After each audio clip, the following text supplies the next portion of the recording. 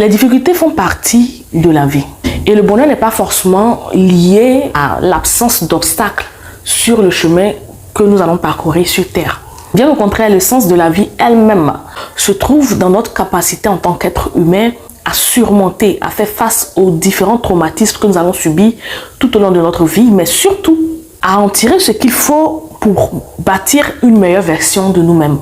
La nature nous a dotés de force, de capacité pour être résilients, nous battre face aux vicissitudes de la vie. Je suis Marie-Louise Baïkoro, je suis maman, je suis aussi accompagnatrice en parentalité et en guérison des blessures ou traumatismes intérieurs, surtout les traumatismes que vous avez vécu pendant votre enfance. Et sur ma chaîne YouTube, je vous accompagne à guérir de vos traumatismes. Je vous galvanise à bâtir une forme de résilience autour de vous afin que vous soyez une personne heureuse, qui ne fuit pas les difficultés, qui ne pleure pas sur son sort, mais une personne qui, face aux obstacles qu'elle a devant elle, arrive à se lever pour se battre. Parce que comme je le disais, c'est ça même le sens de la vie. Et si vous ne l'avez pas compris, il y a de fortes chances que vous viviez une vie misérable. Donc si vous avez vraiment envie de sortir de l'eau, de vous battre pour créer vous-même votre propre bonheur, bienvenue sur ma chaîne YouTube. Installez-vous, n'oubliez surtout pas d'aimer la vidéo, de vous abonner à ma chaîne et d'activer la cloche de notification pour ne rien rater de mes prochaines vidéos. On se retrouve après le générique.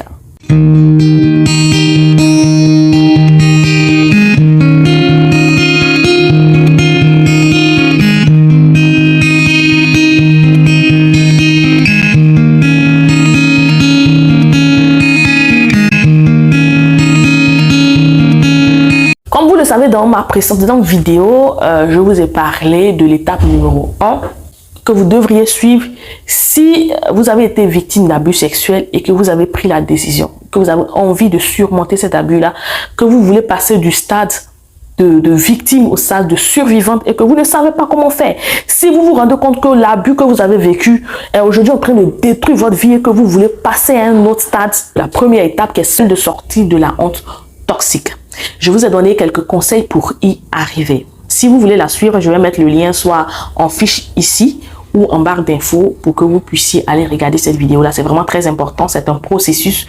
Donc, il faut pouvoir suivre toutes les étapes pour pouvoir atteindre le but que vous vous êtes fixé. En tout cas, sur ce but-là, c'est de sortir du stress post-traumatique lié à l'abus sexuel que vous avez vécu.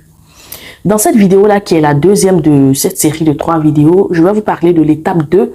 Guérir d'un traumatisme ou du traumatisme qui est dû à un ou des abus sexuels est un processus dont la durée sera déterminée en fonction de chacune des victimes.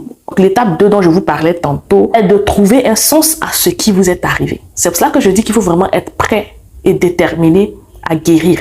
Parce que quand on n'est pas encore déterminé à guérir, quand on est encore focalisé sur ce qui nous est arrivé, entendre quelqu'un nous dire il faut trouver un sens à ce qui t'est arrivé est vraiment énervant. Et c'est tout à fait logique, c'est tout à fait normal. Et je respecte cela pour avoir subi un traumatisme de ce genre-là.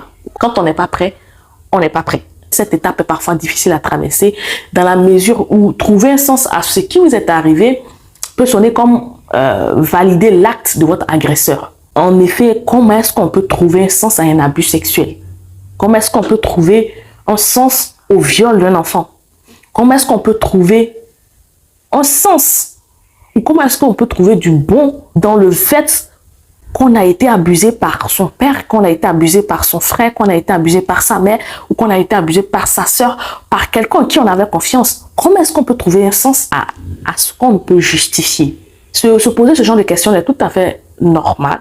Cependant, il faut savoir que trouver un sens au traumatisme ou aux difficultés qu'on a vécues, ou aux difficultés auxquelles on fait face, ce n'est pas les justifier. C'est plutôt essayer de les transformer en quelque chose de positif.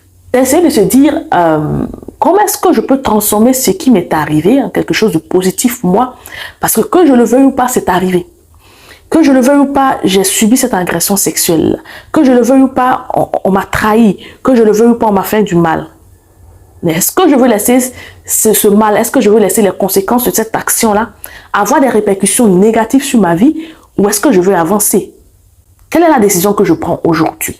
La façon dont on subit la vie, les difficultés qu'on vit parfois, les traumatismes qu'on vit, ne sont pas en général de notre ressort, vous comprenez? Mais la façon dont on va avancer après ce traumatisme-là dépend de nous.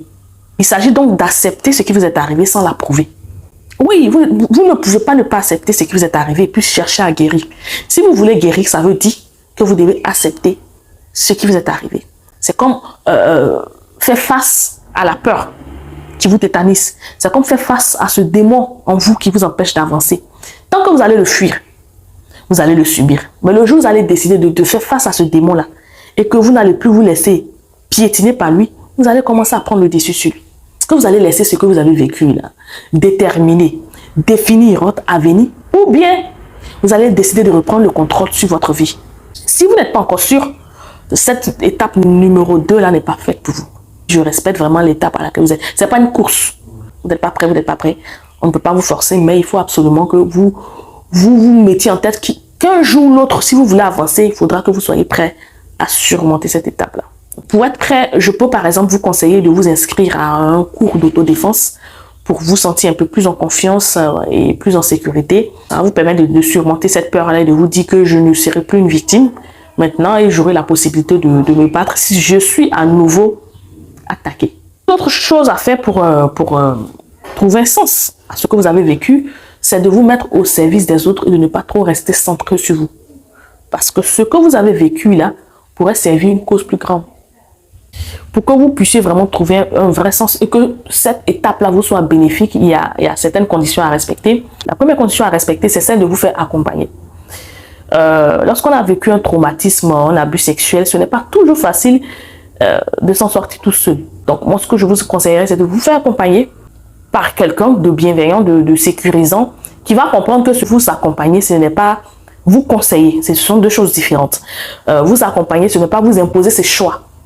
C'est vous aider à trouver au fond de vous, par de bonnes questions, le sens de ce qui vous est arrivé. Comment est-ce que vous pouvez transformer ce qui vous est arrivé en quelque chose de bien pour vous?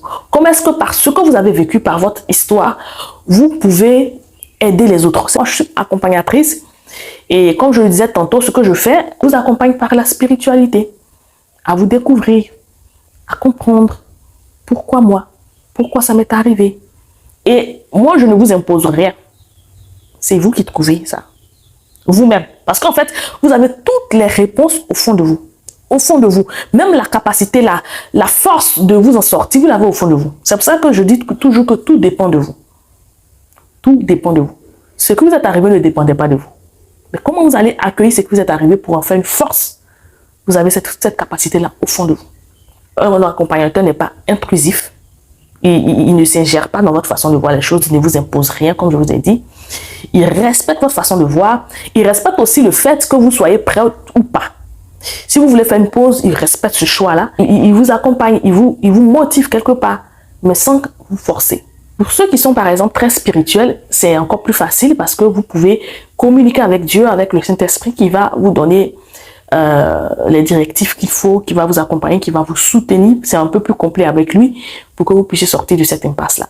Deuxième condition à suivre impérativement pour pouvoir trouver un sens à ce qui vous est arrivé, c'est de rejeter tout sens qui va vous amener à vous culpabiliser et qui va détruire votre estime de vous-même.